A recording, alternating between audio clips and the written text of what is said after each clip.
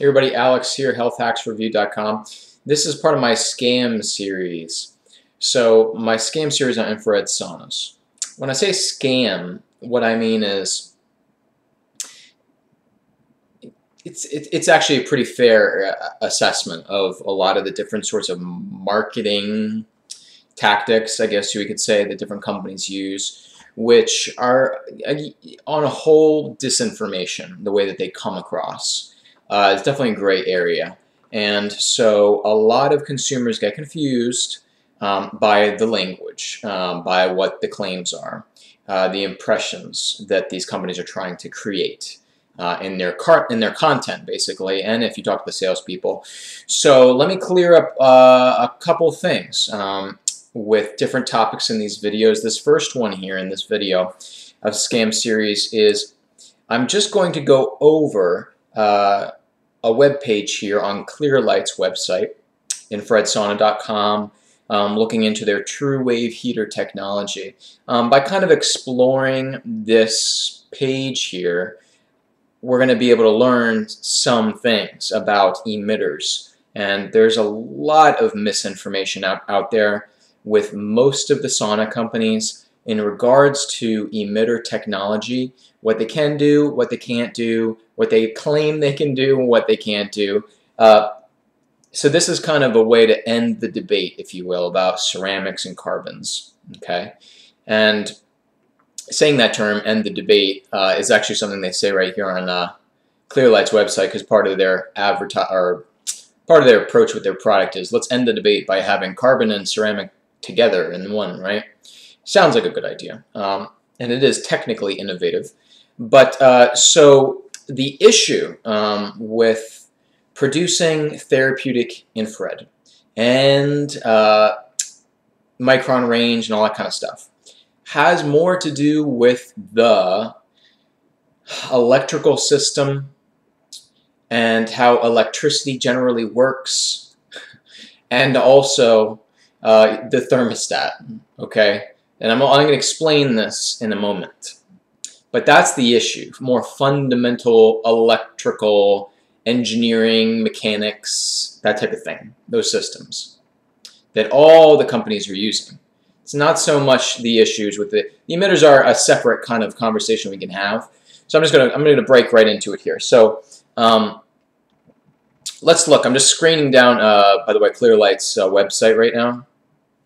And Clearlight is one of the bigger sauna vendors out there, just so you know, if you don't know, if you haven't heard of them, which would be surprising if you've done a little bit of internet research. Sunlighten, obviously, is their big competitor.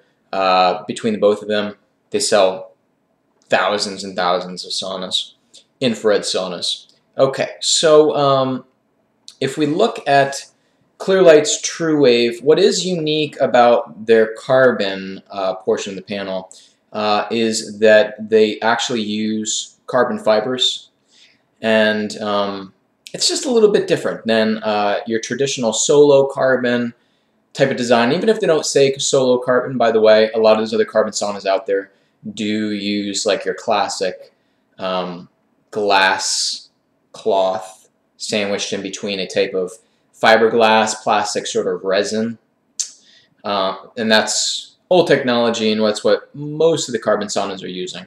So they do it something a little bit different here with the carbons, with the Clearlight. Now in this, they also put in very, very tiny little pieces, shards, little specks of ceramic. But if you actually look at the pictures here and you look at what's in it, I would say, just on a ratio scale, probably 99% of their, 95+% of their carbon panel, well, part of their true wave emitter, sorry, is mostly the carbon fiber. And again, in my opinion, that's a little bit better what they put together than solo carbon, which a lot of saunas have, Sunlighten has. But as far as the ceramic portion, technically ceramic's in there, but it's so small and such a small percentage, one has to wonder, really, if it's actually making that much of a difference, because it's so tiny in there.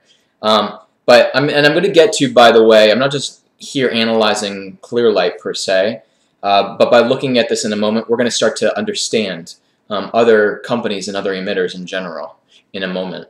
Okay, so this is where we start to get confusing. They're talking about, their panels here, and this means better performance within the optimal wavelength range of 7 to 10 microns with a large portion of wavelengths at 9.4 microns. So whenever we see a claim, of course, that a company says over the phone or a website, we can say, hey, can you show me the specs, that are showing a large portion of wavelengths at 9.4 microns. We always ask, we want to see those specs, right? A lot of companies won't give them to you, by the way.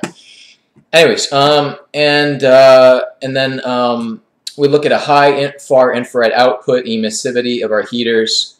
That is important, by the way, to look at that. They're saying, by the way, that the ceramic portion of the emitter is what puts out the high emissivity. That word always gets me.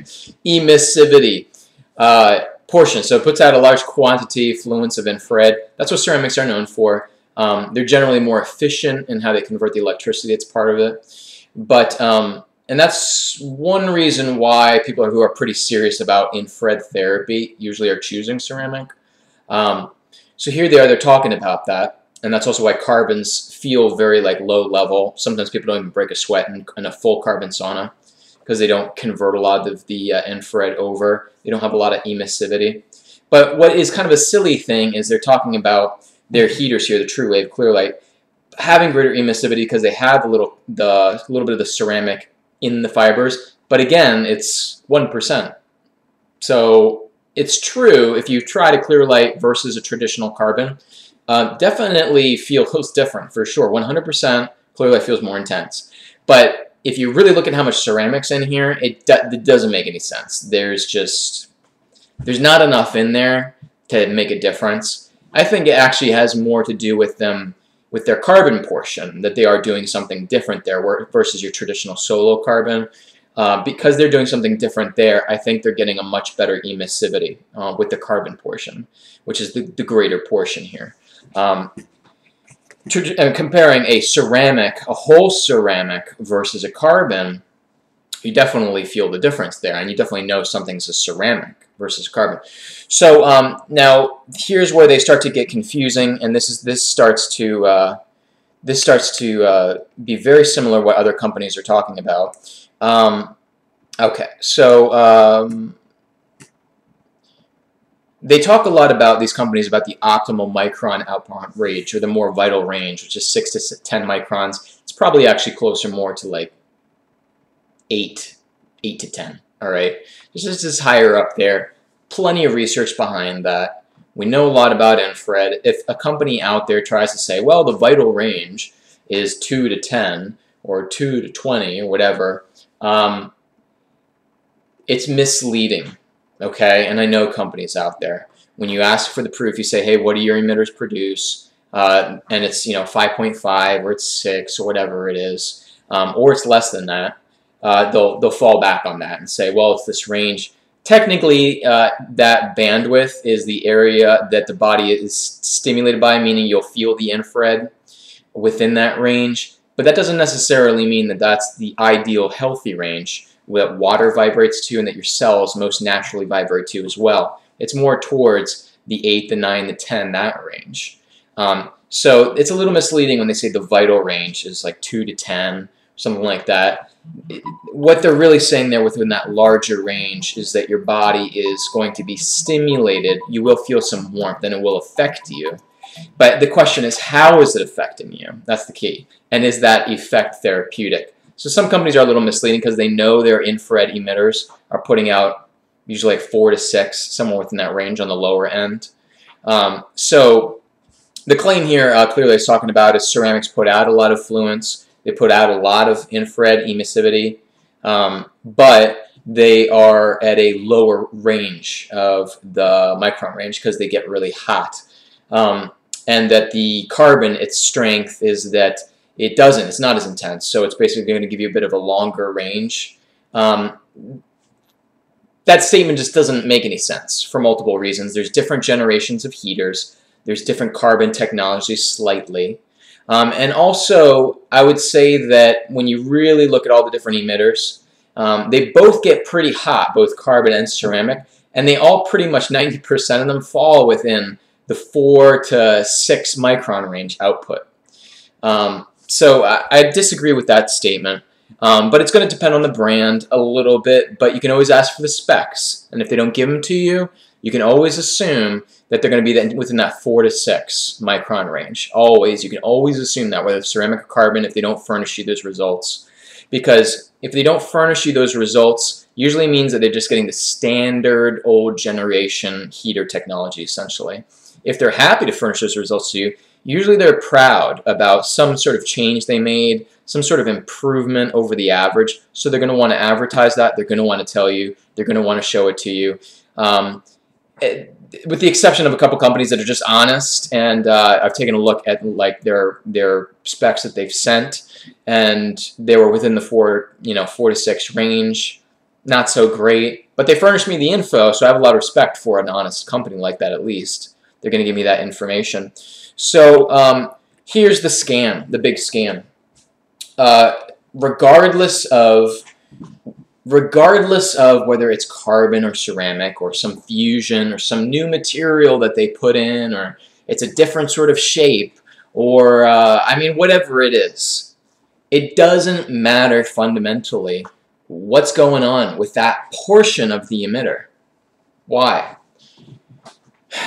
Because what we really want to know is, what is the wattage to the emitter, okay? So once we know that, and usually it's 100 to like 500 to 1,000, it just depends, but it's usually a few hundred, sometimes under 100 if it's like a weak carbon panel. But the point is, look at it like a light bulb, okay, or your lamp. Let's say you got a bulb in your lamp that's 60 watts or 100 watts. Let's say 100 watts for now, which is similar to a lot of like small ceramic emitters, okay? Carbons are usually less. What happens when you want to turn on that light bulb? And by the way, light bulbs put out such high intensity infrared it's actually visible, by the way. So it's a good analogy. What happens when you turn it on? Well, it's on or off, right? Your lamp's on, your lamp's off. Technically, it actually goes through the wattage. It actually very rapidly increases on a scale, but it appears to just almost pop on so fast. You have 100 watts, boom, and it's cranking out a little bit of heat, right? And it's putting out a little bit of that light. All right, it's the same electrical process, all right? The same process in all these infrared saunas, regardless of what the emitter is, okay? They have an on switch and they have an off switch, right? So you turn on your sauna, you're warming it up. What did you just do there? You turned on the sauna. That means electricity is flowing from your outlet, and it's going where? It's going to your emitters, okay? And those emitters have a certain watt density. And guess what those emitters are going to, well, guess what? How much electricity they're going to draw. They're going to draw whatever they're specified for. If it's a 100 watt ceramic emitter, it's going to draw 100 watts. It's not going, when you turn that switch on, it's not like it's going to draw, 25 watts or 50. No, it's going to draw to what it was specified for. Just like a light bulb, you got a 100 watt bulb, it's going to draw 100 watts. It's going to turn it on. That's what it was specified, it was built for. Same thing with these emitters. So you turn it on, you turn it off.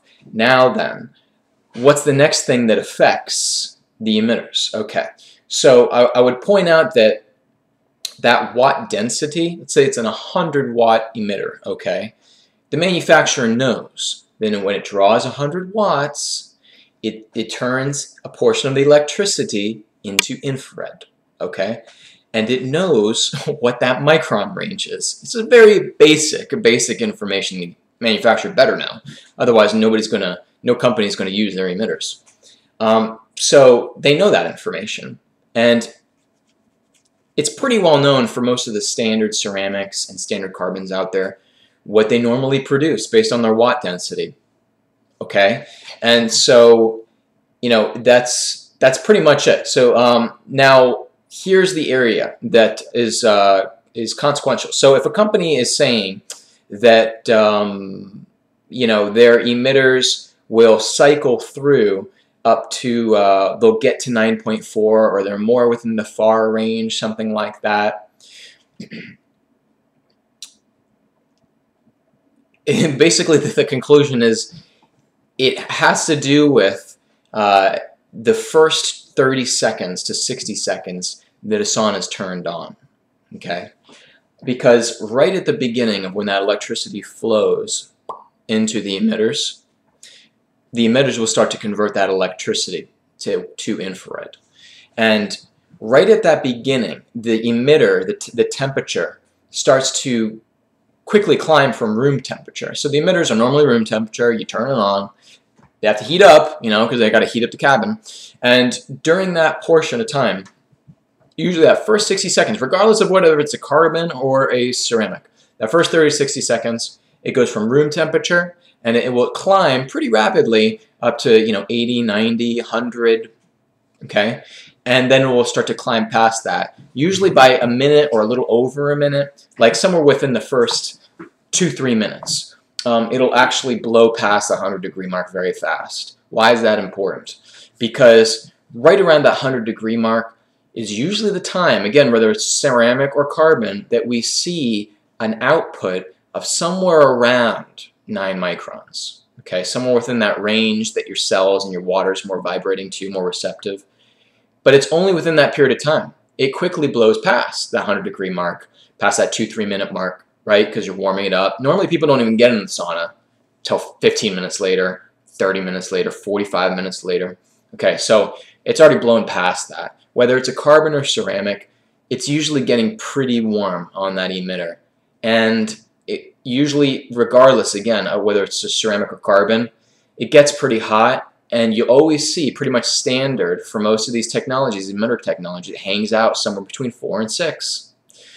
And there is some exception with one carbon that hangs out around 7 microns, but the actual output, the issue with carbons is that they produce so little infrared, and that at 8 inches away from a carbon panel, the infrared penetration, or the fluence really, dramatically drops. So carbon, if anything, you have to be right up against it, like right there, to actually receive it.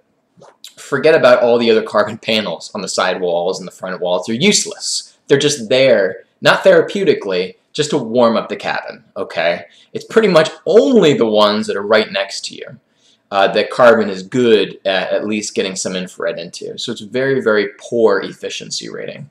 So that's something that you also look at. When specifications, regardless of what the company claims, you say, what's your efficiency rating? How much of that electricity are you converting to infrared? That's part of your standard manufacturer spec that they should be able to provide to you.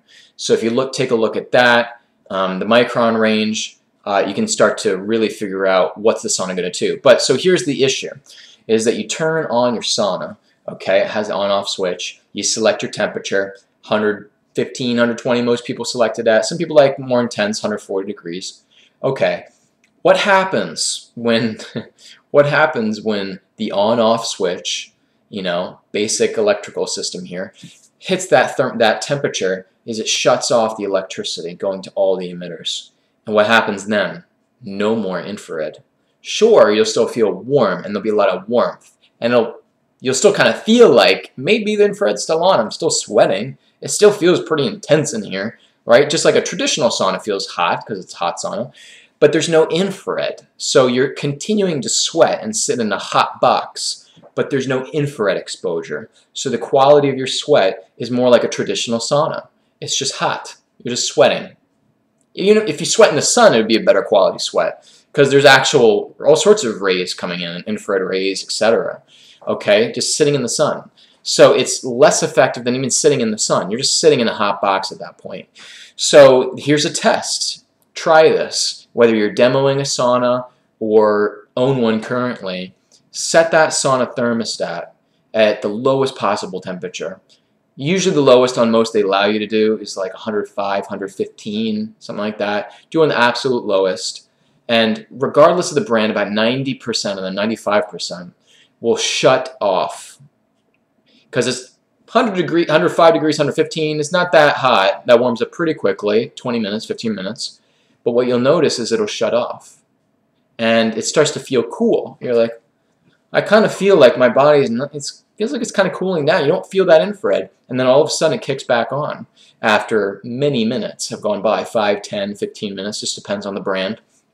It has to heat up the sauna again. The thermostat's got tripped.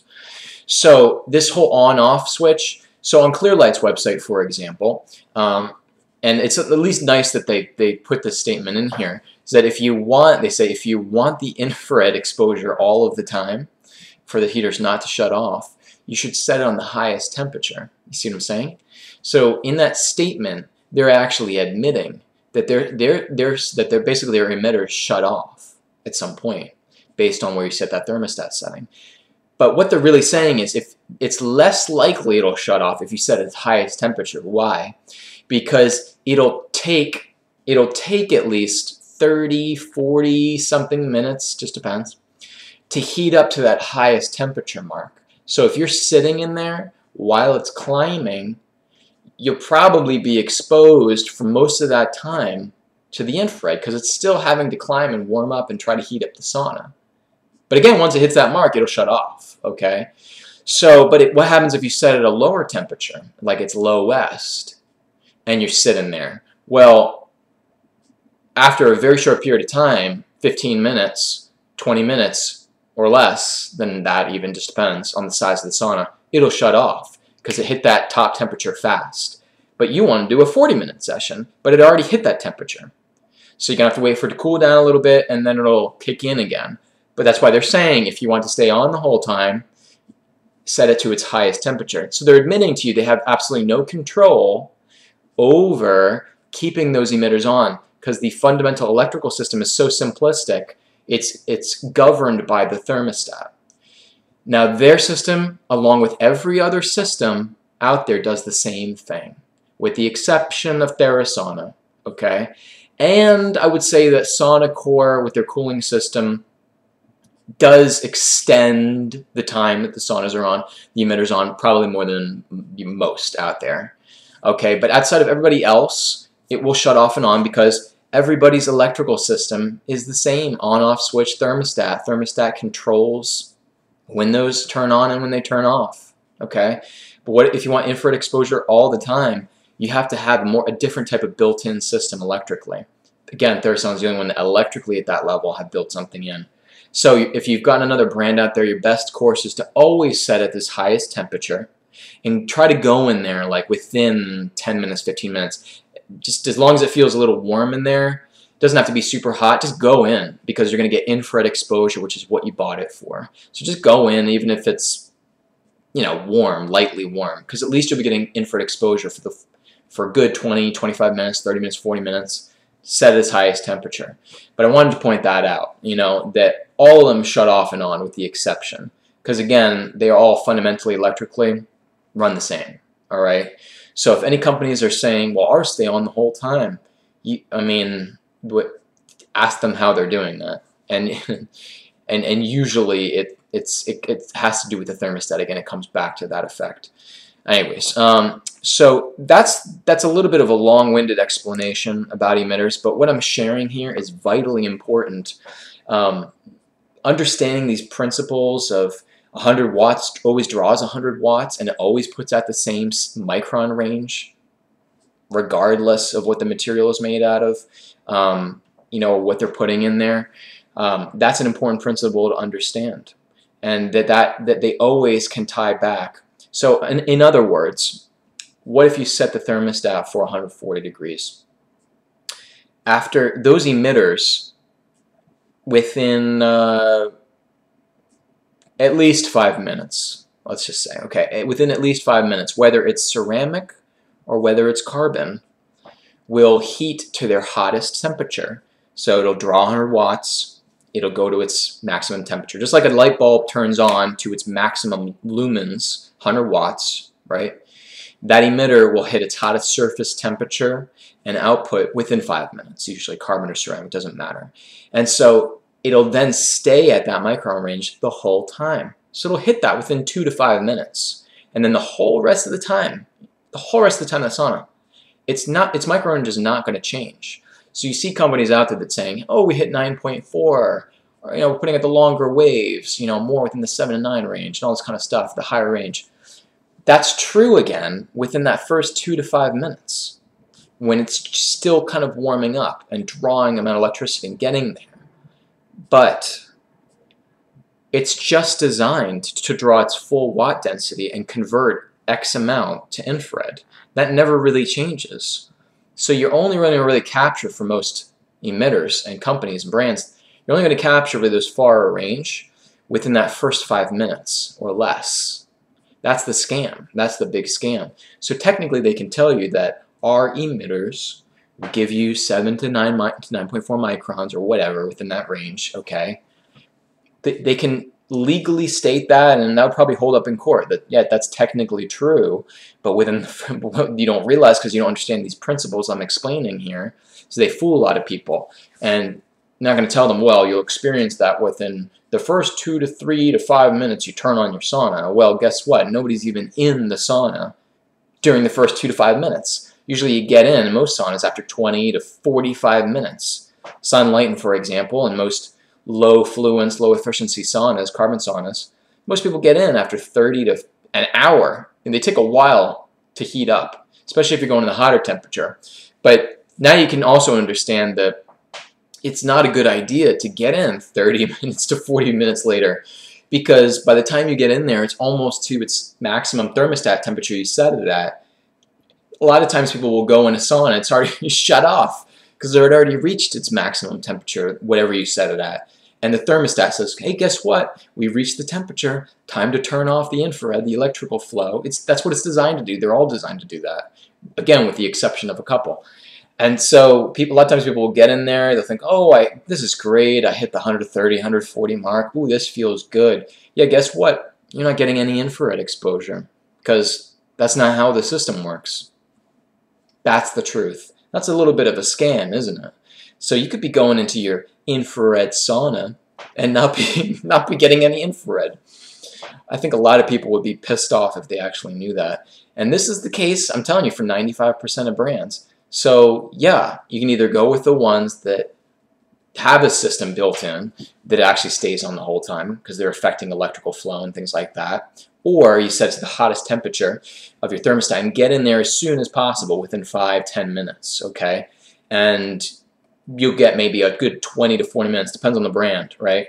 So I've shared a lot of information here about emitters, but this is pretty much a lot of the core stuff you need to know with emitters to basically cut through the BS, essentially. And if you really want to cut through BS fast, when you're evaluating a brand, just ask for the specs on the emitters. Most of them won't furnish it to you. Say, hey, can you, and usually these specs, by the way, standard, all manufacturers, when you look at the actual report, they'll tell you the emissivity rating ratio, the efficiency of electricity conversion, the surface temperature of the emitters, like what does the surface temperature always hit or reach when it draws 50 watts, 100 watts, 500 watts, whatever it is. What does the surface temperature mean? What is that micron range? Once it draws the full wattage and turns on, what does it normally draw? What's that micron range usually? This is standard information again, okay? That's how you cut through the BS. But even if, and then again, I wish it was that simple.